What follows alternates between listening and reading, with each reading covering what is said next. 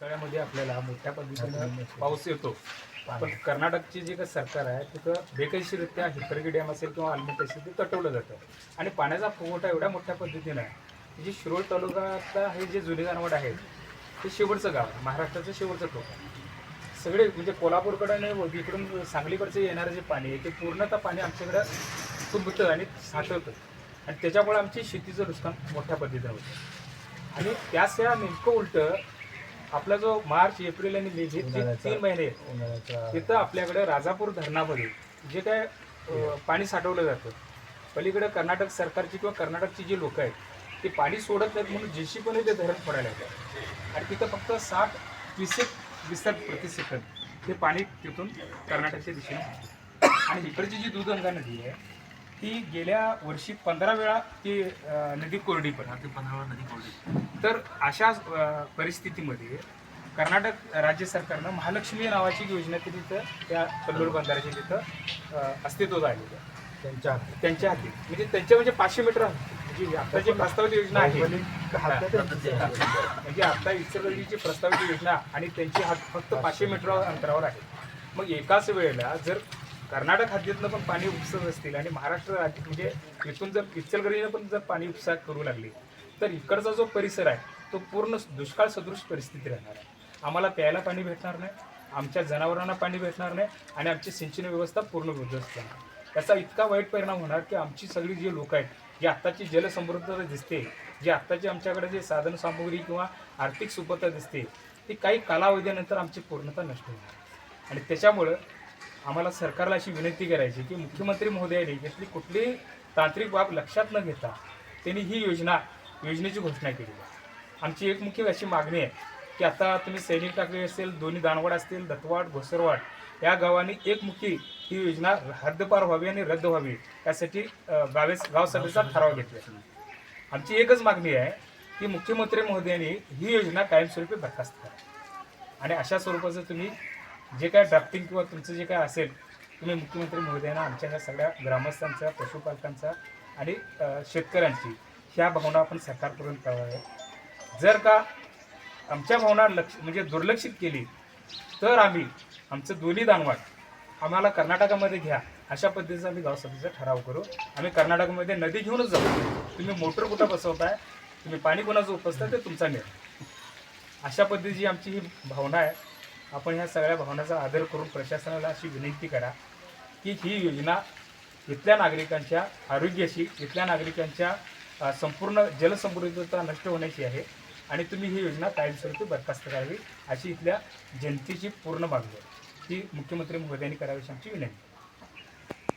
म्हणजे तुम्ही तुमच्या सगळ्यांच्या भावना मांडल्या, म्हणजे सगळ्यांच्या वतीनं आपण ज्या भावना मांडल्या त्याच्यामध्ये जे मुद्दे मांडले ते मुद्दे तुम्ही लेखी पण अहवालामध्ये मांडलेले असतील. आपल्या ज्या निवेदनात मला आता देणार आहे त्याच्यात पण मांडलेले असतील. तर 2 भाग आहेत की तुमच्या ज्या ह्या तीव्र भावना आहेत की उन्हाळ्यामध्ये आपली नदी कोरडी पडते आणि त्याच्यामुळं आपल्याला पाण्याची अडचण निर्माण होते.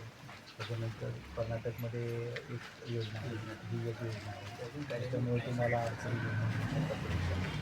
त्याच्या तुमच्या भावना आहेत. त्यांनी माझे प्राणसाहेब आहेत, माझे वरिष्ठ सदस्य आहेत, त्यांना मी पर्सनली भेटून सांगतो आणि आपण जे निवेदनामध्ये मुद्दे मांडलेले जे हे आहे म्हणजे आता 4-5 मुद्दे मांडले. आणखीन एक सर माझं 4-5 मुद्दे मांडले. त्याचं जे निवेदन दिले ते निवेदन आता माझ्या नावाने तुमच्या नाव हां.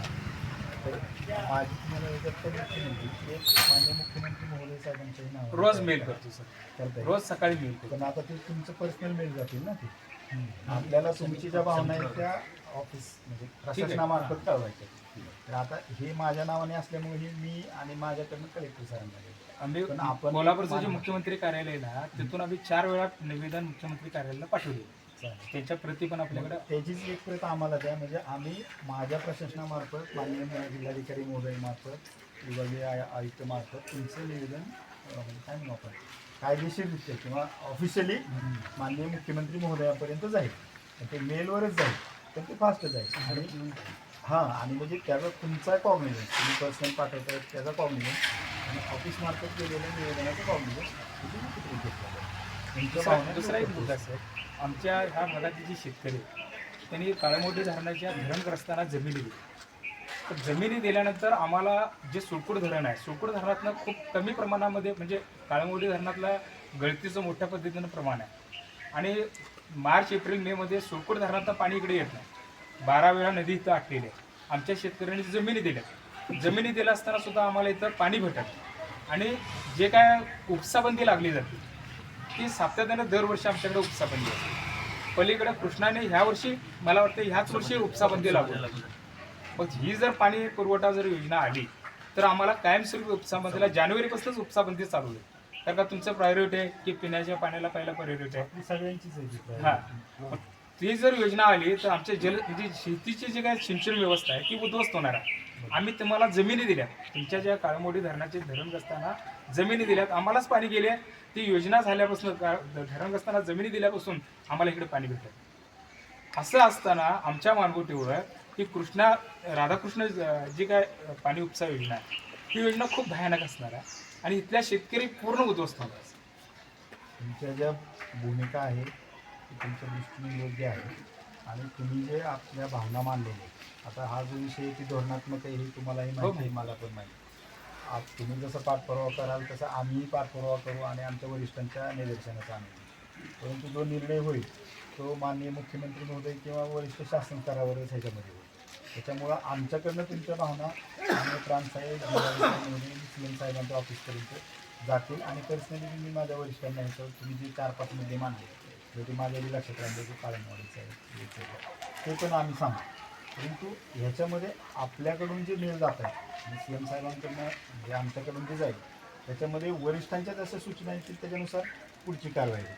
परंतु निर्णय घेण्याचे जे अधिकार आहेत ते इथे किंवा माननीय जिल्हाधिकारी महोदय किंवा जे ऑफिसेस आहेत त्याच्याऐवजी ते CM ऑफिसमध्ये CM ते साहेब आम्हाला समजलं नाही. इचलकरंजीमध्ये आल्यानंतर मुख्यमंत्री महोदयानेच स्वतःच्या तोंडानेच घोषणा केली ना.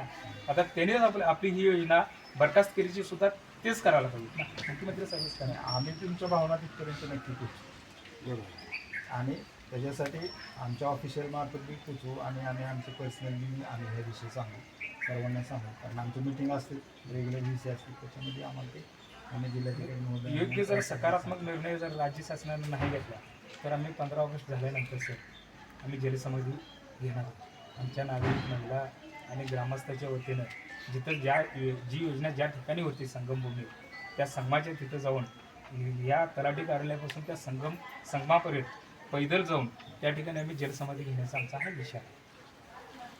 आता ते घेऊन येत प्रशासनाच्या वतीनं आणि अधिकारी नाही, आमच्या भावना आहेत. विनंती की तुम्ही ते घेऊन येत. कारण जोपर्यंत इथं मुख्यमंत्री महोदय किंवा जलसंपदा मंत्री महोदय म्हणजे योजना ज्या मंत्रालयाच्या अखत्यारीत आहे तिथं तुमची एखादी बैठक घेण्यासाठी जोपर्यंत तुम्ही प्रयत्न करत नाही पण तिथं तुम्हाला जोपर्यंत आउटपुट कळत नाही. कारण निर्णय घेणारे जे व्यक्ती आहेत, धोरणात्मक निर्णय घेणारे ते मंत्रालयात आहेत आणि तिथं तुमची बैठक लागली आणि बैठकीमध्ये तुमच्या ह्या सगळ्या मुद्द्यांचा म्हणू आपण जे तुम्ही 1 ते 5, 6, 7 मुद्दे मांडले त्या मुद्द्याच्या अनुषंगाने तुम्ही तिथं तुमची बाजू.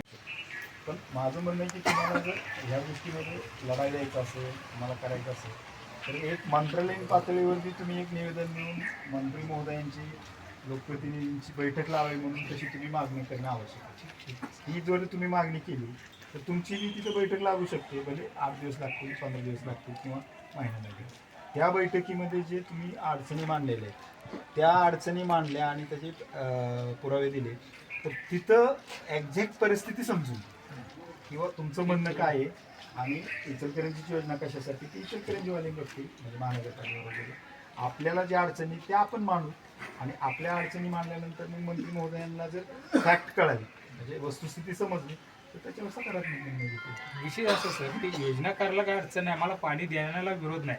तिथं तुमचा पाणी साठाच नाही.